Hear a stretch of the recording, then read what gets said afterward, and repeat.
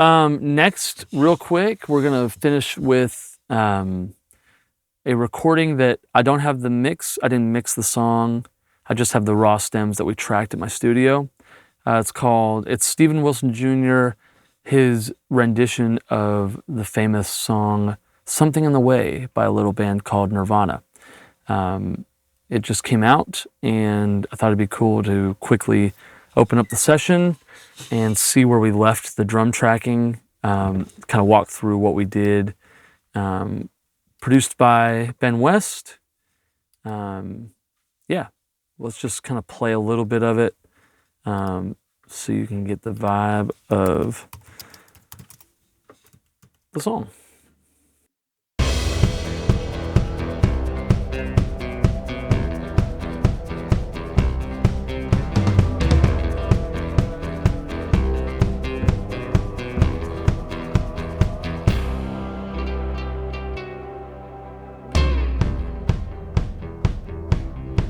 So kind of simple. Here's coming into the chorus.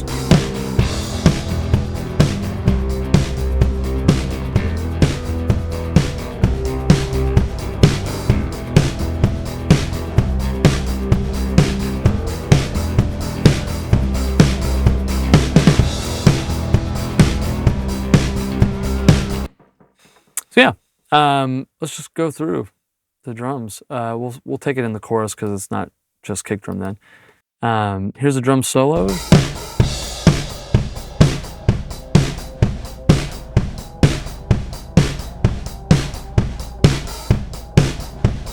So again, this is kind of where we left it from tracking day. So it sounds much, much better now that Brian Cook mixed it so well, friend out in LA. Here's the kick drum, D12 VR. Drummer was Julian Dorio. He's Steven's live drummer. Also plays with the Lone Bellow. Great, great guy. Left-handed drummer. Yeah, here's kick drum. Just a lot of low end. We took a good minute trying to get it to sound kind of full picture. I think we did a good job. I think it sounds really good. I'll play the kick out. Clearly we weren't monitoring it, but it sounds good. Kind of that snappy kind of almost extension of the kick drum, the shell, if you would. A lot of that in there. This is the BL8 by SE. Has a lot of top end, a lot of bottom. We were kind of distorting it. Kind of added in with the kick in. Kind of gives that nice sense of snap and punch.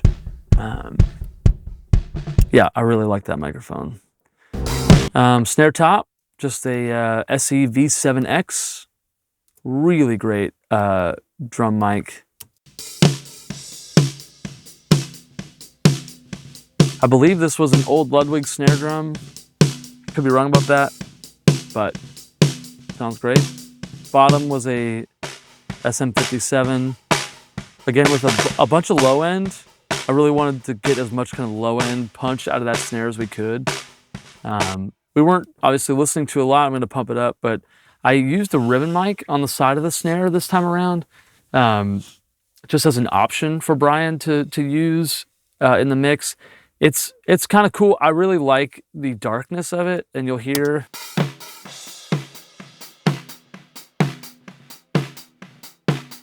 And my vision for it was to be kind of ran through some sort of gated reverb or something that kind of adds this like pumping effect to the song. So, and then I had a mult of the snare top going through a Blue Stripe 1176 being compressed.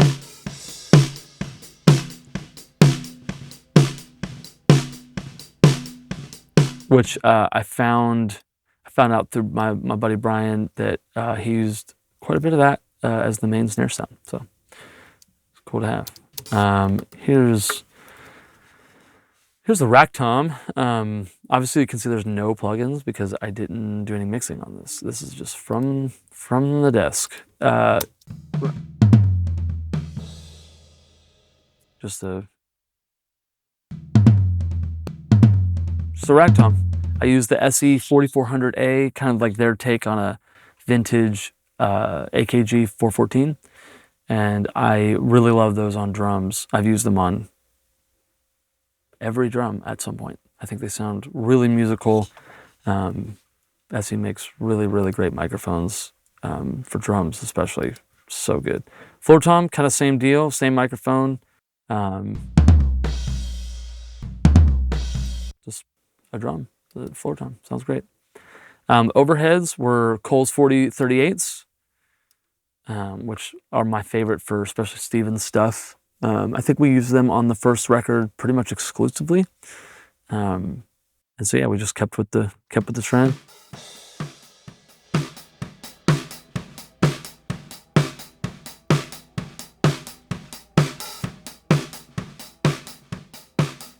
Just very lot of information in there, a lot of sonic information. You can really do a lot with those microphones, especially with a great drummer. Mono overhead was the Audio-Technica 4047. That it's a really great kind of like hi-fi but like soft sounding microphone. I really like a lot. Nothing's overhyped. It's got a lot of top. I can feel the kick drum in it even from 5 feet away. That's another one that Brian told me specifically that he was really happy he had, because he used a lot of it. So it's cool that Ben and I came up with that. Rooms, we did a really wide room setting with baffles in front of the mics to kind of create this like psychoacoustic bigger space than we actually had. I mean, we had a big space, but to get it to sound not as direct sounding room mics, we put baffles in front of them so it kind of sounded like they were farther and not as direct on the kit. Crushed them through the 1178, that one right there.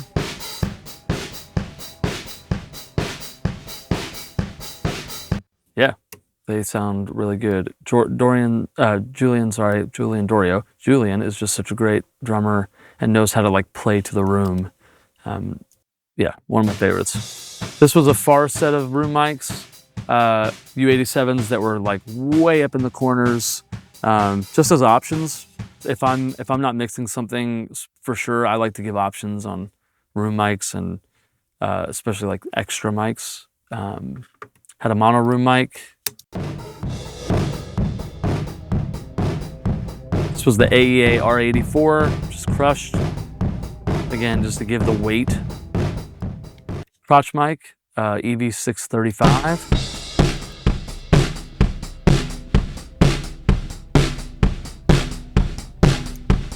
Really giving some cool mid-range punch. That microphone is so underrated in my opinion. I know I've said it before, but man, I use it for everything. I had this lo-fi mic. It was a Shure Bullet. And we put some delay on it and panned it to the right. So with the drum mix,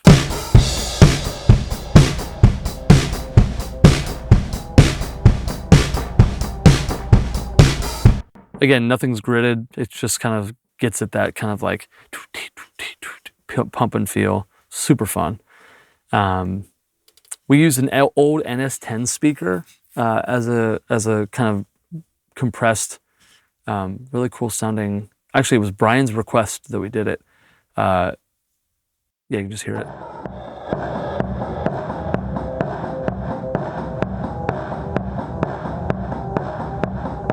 We had it face down on the ground behind the drummer as he played, and used a Boss compressor pedal and just found settings that really kind of gave, again, that just like pumping kind of like disco-y feel. Really fun, really cool idea. And then a piano room mic. So we have a piano room in our studio, and we just opened the doors and put microphones on the piano and recorded it.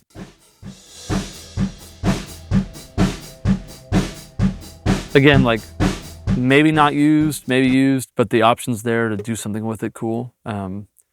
So yeah, I just like to give mixers their options. everything was run through API style preamps. My studio, we don't have a console, but we have a lot of the same preamp flavors.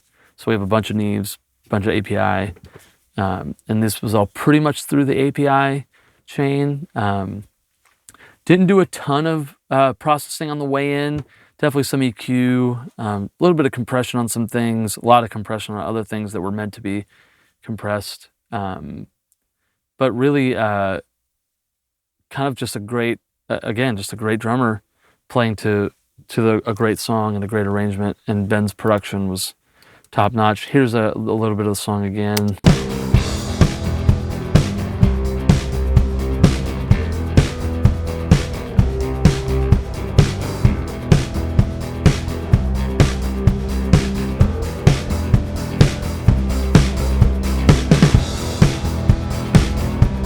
He did this cool like turnaround thing.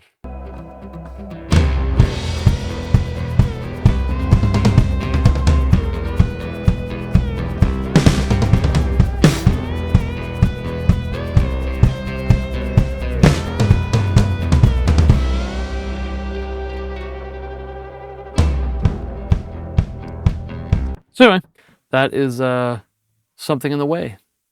Steven Wilson Jr.'s rendition of the great Nirvana song. Yeah, my name is Celeb Fisher, and my email is calebf, CALEBF22 @gmail.com. If you want to reach out, Instagram is @Celeb Fisher, no space. I'd love to work with you if you have anything that requires some drum sounds and some mixing. Yeah, I love music, and I love kind of getting to find the vision of artists and how they want their songs to emote. So yeah, other than that, come visit my studio at Farmland Studios. We're located in Nashville, Tennessee. Good. Sweet. Yeah, I love it. Great. We did it. Very, very